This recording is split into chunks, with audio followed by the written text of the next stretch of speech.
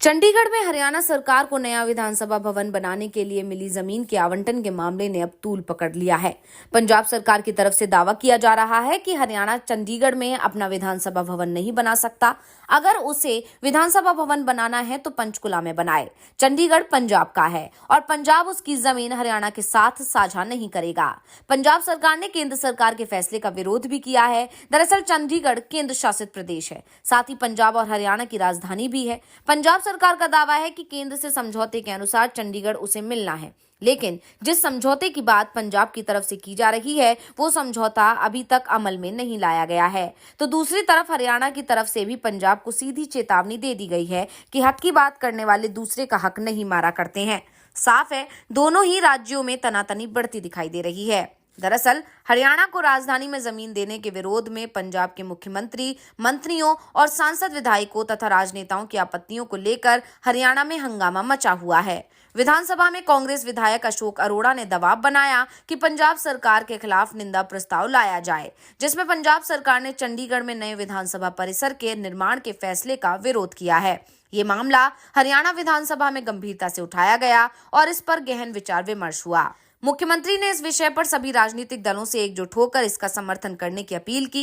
उनका कहना था कि चंडीगढ़ में नई विधानसभा का निर्माण हरियाणा के अधिकारों से जुड़ा महत्वपूर्ण मुद्दा है और इसे लेकर सभी दलों को अपने राजनीतिक मतभेदों को दरकिनार करके एक साथ खड़ा होना चाहिए। पूर्व मुख्यमंत्री भूपेंद्र सिंह हुड्डा ने भी इस मामले में अपनी राय दी। उनका कहना था कि हरियाणा को चंडीगढ़ पर अपना दावा नहीं छोड़ना चाहिए। उन्होंने इस मुद्दे पर सरकार को दृढ़ रुख अपनाने की सलाह दी।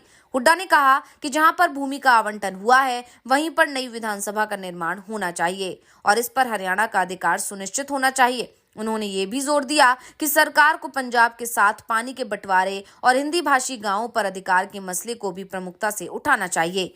इसके बाद नायब सिंह सैनी ने भी साफ कर दिया कि चंडीगढ़ दोनों राज्यों की समान राजधानी है और ये स्थिति तब तक बनी रहेगी जब तक कि पंजाब हरियाणा को अबोहर और फाजिल्का के 107 हिंदी भाषी गांव नहीं सौंपा देता।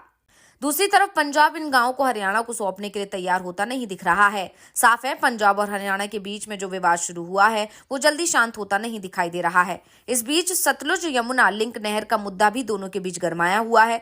हरियाणा का कहना है कि उसके हिस्से का पानी मिलना चाहिए, तो दूसरी तरफ पंजाब का दावा है कि उसके पास ही पानी पर्याप्त मात्रा में नहीं है, पानी की उसे ही कमी पड़ रही है। ऐसे में वो हरियाणा को पानी नहीं, यानी लड़ाई चंडीगढ़ के साथ पानी को लेकर भी चल रही है। हरियाणा के रुख से साफ है कि अगर पंजाब को चंडीगढ़ चाहिए तो वो समझौते का पूरी तरह से सम्मान करे।